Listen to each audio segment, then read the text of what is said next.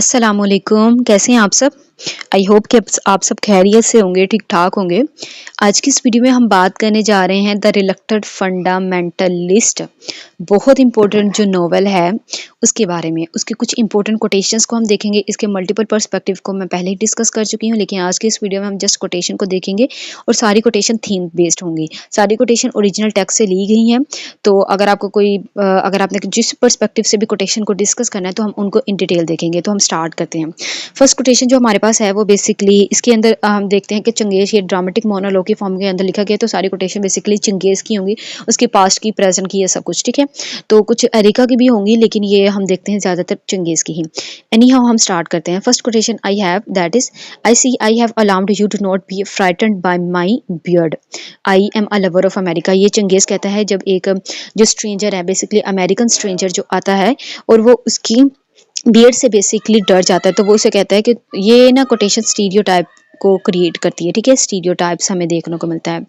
तो क्या है कि वो इसी ना वो उसकी जो बियर्ड है उससे डर जाता है, तो वो कहते हैं I am a lover of America, तो मुझे डरने की ज़रूरत नहीं है, ठीक है। ये वाली जो सारी कोटेशन है बेसिकली ये स्टीरियोटाइप्स जो यहाँ क्रिएट किए गए हैं इन द नॉवल, वो और इसके अलावा फियर ऑफ मुस्लिम, वही जो इस्लामोफोबिया के जो बैकग्राउंड के अंदर ये सारी कोटेशंस ली गई हैं, ठीक है। सबसे पहले कोटेशन चंगेज़ कहते हैं you seem worried, don't be, this burly fellow is merely our waiter. तो वेटर के बारे में कहता है, जब वो वेटर का अपीयरेंस जो स्ट्रेंजर देखता है तो वो थोड़ा सा डर जाता है, तो वो उसे कहता है कि जस्ट हमारा वेटर ही है। नेक्स्ट कोटेशन है, चंगेज़ कहता है it is not as if it has been poisoned, यानी उस कप के बारे में बात की जा रही है जिसके अंदर जो स्ट्रेंजर को टी सर्व की जाती है। Come come if it makes you more comfortable let's me switch my cup with you. तो वो कहते हैं कि अगर आपको कंफर्टेबल मैं करने के लिए अपना कप आपके साथ स्विच यानी आपके साथ चेंज कर लेता हूँ, तो यहाँ भी स्टीरियोटाइप क्रिएट किए गए हैं कि यानी फियर ऑफ मुस्लिम वर्ड दिखाया गया है, ठीक है, इस्लामोफोबिया के कॉन्टेक्स्ट में। या एक और कोटेशन है, वो कहते हैं allow me to pour you another cup. तो ये मल्टीपल है, यानी वो हम देखते हैं कि वो वहाँ पूरा एक दिन रहते हैं, काफ़ी कन्वर्सेशन होती है, तो एक कोटेशन पे ये कहा गया है पहली बार, तो फिर दूसरी बार वो ये कहता है। Next quotation that we have, ये बेसिकली बता रहा है चंगेज़ अपने पास्ट के बारे में। तो वो स्ट्रेंजर को बताता है कि जब मैं दोबारा न्यूयॉर्क वापस आने लगा तो मेरी बियर्ड काफ़ी बढ़ चुकी थी और मेरी मदर ने मुझे कहा don't forget to shave before you go, कि तुम शेव करवाना भूल ना जाना। तो यहाँ एक स्टीरियोटाइप क्रिएट की गई है, क्योंकि इसका कॉन्टेक्स्ट ये होता है इस कोटेशन का कि वो उसकी मदर उसे कहती है कि न्यूयॉर्क के अंदर क्योंकि 9/11 हो चुका था, तो तुम अपनी ना बियर्ड कटवाना ना, उसे शेव करवाना ना भूलना। तो हम यहाँ देखते हैं कि किस तरीके से यहाँ स्टीरियोटाइप है कि जो मुस्लिम है उसकी बियर्ड के through in a foreign country fear महसूस किया जाता है। Next quotation is we have, identity crisis के थ्रू हमें की कोटेशन हमें देखने को मिलती है। तो वो कहता है चंगेज़ बेसिकली कहता है I am both a native of this land and a speaker of your language. यानी जब स्ट्रेंजर यहाँ लाता है तो स्ट्रेंजर वहाँ थोड़ा सा हैरान होकर देखता है, तो वो कहता है कि मैं इस लैंड का भी नेटिव हूँ और आपकी लैंग्वेज का स्पीकर भी हूँ। यानी इसके पास इसकी जो आइडेंटिटी है, हमने इस डबल आइडेंटिटी आ गई ना, यानी उसके पास उसकी लैंग्वेज जो है वो बेसिकली सोर्स ऑफ आइडेंटिटी होता है, लैंग्वेज एंड कल्चर। तो इसके पास इस लैंड का भी नेटिव है और स्पीकर ऑफ दैट लैंग्वेज भी है, ठीक है। Sell your self by Jim, यानी ये वर्ड जो है बेसिकली जिम कहता है, जब वो जिम इसे कहता है जब वो अंडरवुड सैमसन के अंदर जाता है तो जिम उसे कहता है सेल योर सेल्फ। तो यहाँ हम देखते हैं उनकी आइडेंटिटी मुस्लिम की, एक पाकिस्तानी की या एज अ मुस्लिम हम देखते हैं कहते हैं। तो मुस्लिम की आइडेंटिटी क्या दिखाई गई, सेल योर सेल्फ। इस बात पे क्या कहते हैं, ये नहीं कहा गया कि इंट्रोड्यूस योर सेल्फ, इंस्टेड वो कहते हैं सेल योर सेल्फ। अच्छा, तो वो जो वो काम कर रहा होता है तो एक पर्सन ना उसे अरैब समझ लेता है। वो कहता है कि I am not of course an Arab nor am I by nature. वो कहते हैं कि यहाँ भी आइडेंटिटी हो रही है ना, कि उसकी आइडेंटिटी क्या है, वो एक मुस्लिम और इसे अरैब समझा जा रहा है, तो आइडेंटिटी क्राइसिस यहाँ हमें देखने को मिलते हैं, ठीक है। और नेक्स्ट हमारे पास जो कोटेशन है वो कहता है I had changed, I was looking at my self with the eyes of a foreigner. तो वो ये कहता है कि जब वो पाकिस्तान आता है, यानी विजिट करने के लिए न्यूयॉर्क से पाकिस्तान आता है, तो बेसिकली विजिट नहीं, अपने घर की तरफ वापस आता है, तो घर में विजिट नहीं होता। एनी हाउ, तो वो कहते हैं कि मैं ना अपने इस तरह था कि मैं अपने मुझे ऐसा फ़ील हुआ कि I was looking at my self with the eyes of a foreigner, कि मैं अपनी था एज़ अ फ़ॉरेनर देख रहा था, और इवन कि उसे अपनी घर की अपीयरेंस भी ना अच्छी नहीं लगती और वो एक अपने ही घर को एज़ अ फ़ॉरेनर होकर देख रहा था, यानी उसकी आइडेंटिटी इतनी कॉन्फ्लिक्ट का शिकार हो चुकी थी। Next we have quotation that is very much important. यहाँ लिखा गया है transported to a world where he, यानी ही यहाँ रेफर करता है चंगेज़ को, was Chris and she was with Chris. तो हम देखते हैं कि इसके अंदर ये कॉन्टेक्स्ट का ये था कोटेशन का कि चंगेज़ होता है विद मारिया और वो यानी उसकी अपीयरेंस वो अपनी ऐसे बना लेता है कि वो क्रिस है। तो क्रिस मैंने आपके साथ पहले डिस्कस किया है कि क्रिस कौन था। तो basically was a lover of Maria. तो वो यहाँ हम देखते हैं कि वो अपने आप को अपनी मुस्लिम की आइडेंटिटी को शो के एज़ एन अमेरिकन अपनी आइडेंटिटी को अपना लेता है, ठीक है? और वो क्रिस बनने की कोशिश करता है। तो यहाँ अपनी आइडेंटिटी उसकी कहाँ गई? वो क्रिस बन रहा है, ठीक है? तो यहाँ भी एक बहुत ज़्यादा इंपॉर्टेंट कोटेशन, ये कोटेशन बेसिकली रियलाइज़ेशन को भी शो करती है। वो सोचता है a modern day janissary a servant of American empire.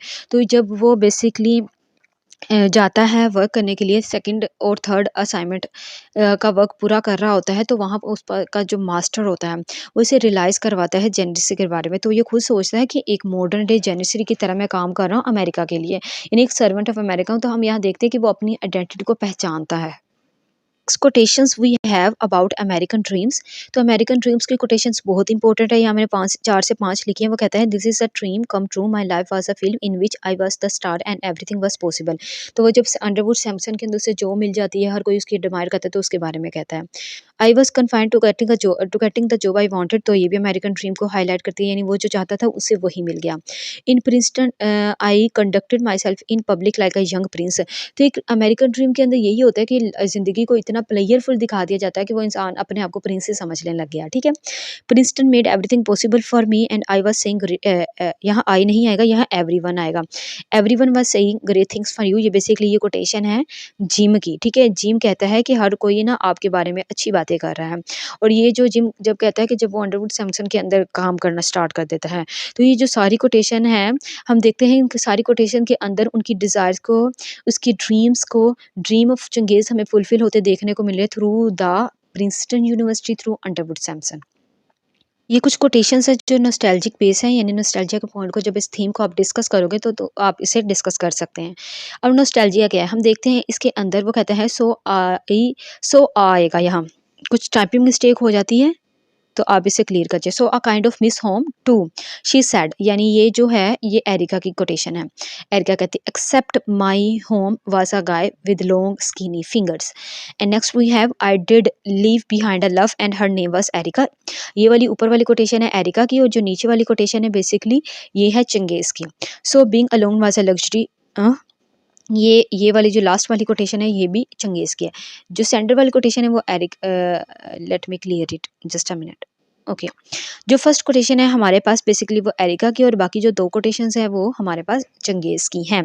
ठीक है? तो हम देखते हैं कि वो वहाँ कहता है कि मैं पास्ट में अपनी एक लव छोड़ के आया हूँ and her name was Erica. वो एरिका को रेफर करता है तो वो याद करता है, ठीक है? नॉस्टैल्जिया में देखने को मिलता है। इवन कि जब मैंने नॉस्टैल्जिया का पॉइंट आपके साथ डिस्कस किया था, तो जब भी क्या करता है कि जो चंगेज़ है वो जहाँ भी जाता है वो अपने पास्ट के बारे में सोचता है। वो अफ़गानिस्तान पे हमले के बारे में सोचता है, अपनी लाइफ़ इन हिज़ होम सोचता है, अपनी फैमिली के बारे में सोचता है। अब हम देखते हैं कुछ एंटी अमेरिकन, यानी ये एक एंटी अमेरिकन बात था, उसके कुछ कोटेशंस को। वो कहते हैं despite the assistance we had given in Afghanistan, America would not fight at our side. तो अमेरिका के अगेंस्ट वो जाके ये बात करता है, ठीक है? तो इसके अलावा नेक्स्ट कोटेशन हमारे पास वो कहते हैं it was perhaps a form of protest on my side on my part a symbol of my identity. Basically ये बियर्ड जब वो रख लेता है ना, तो वो कहता है कि ये मेरे लिए एक सिंबल ऑफ आइडेंटिटी और एक प्रोटेस्ट भी होगा, यानी ये एक रेजिस्टेंस भी होगी मेरी साइड से अगेंस्ट द अमेरिका। कुछ कोटेशंस है जिससे बेसिकली इसके टाइटल के शो करती है। हमने बात की है इसके टाइटल के बारे में, द रिलक्टेंट फंडामेंटलिज्म।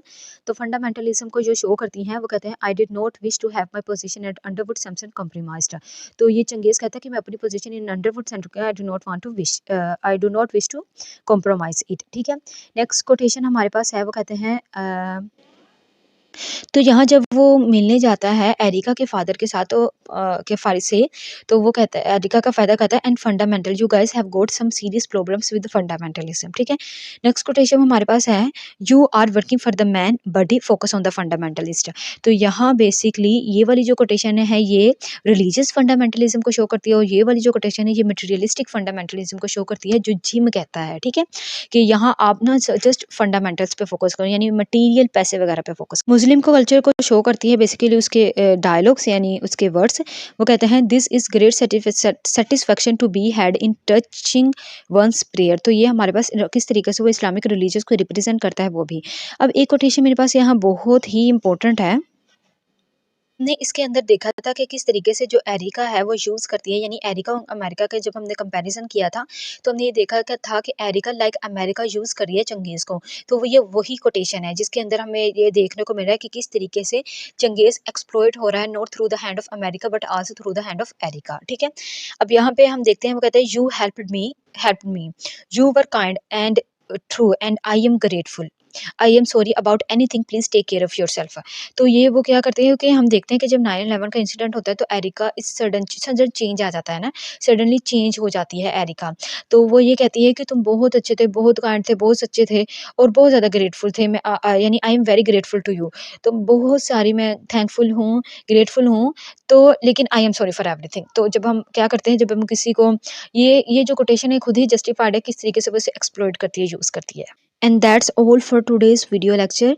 तो आई होप सो कि सारी कोटेशंस विद द कॉन्टेक्स्ट और विद थीम्स आपको समझ आ गई होंगी। I have tried my best कि मैं इसे सेपरेट लिख लिख के आपको समझा दूँ। ठीक है, आज की इस वीडियो में बस इतना ही। इसके मल्टीपल पर्सपेक्टिव को मैं पहले डिस्कस कर चुकी हूँ, उस सारी वीडियो का मैं लिंक इंशाल्लाह डिस्क्रिप्शन बॉक्स में दे दूँगी, पिन बटन पे भी क्लिक करके आपको मिल जाएगा। तो अपना बहुत सारा ख्याल रखिएगा, दुआ में याद रखिएगा मुझे भी और स्पेशली फ़िलिस्तीन को भी। ठीक है, अब हम वाइंड अप करते हैं अपने टॉपिक को। तो बस यही कि इन कोटेशंस को अच्छे से याद रखिएगा और मुझे ख़ास दुआओं में याद रखिएगा। अल्लाह हाफ़िज़।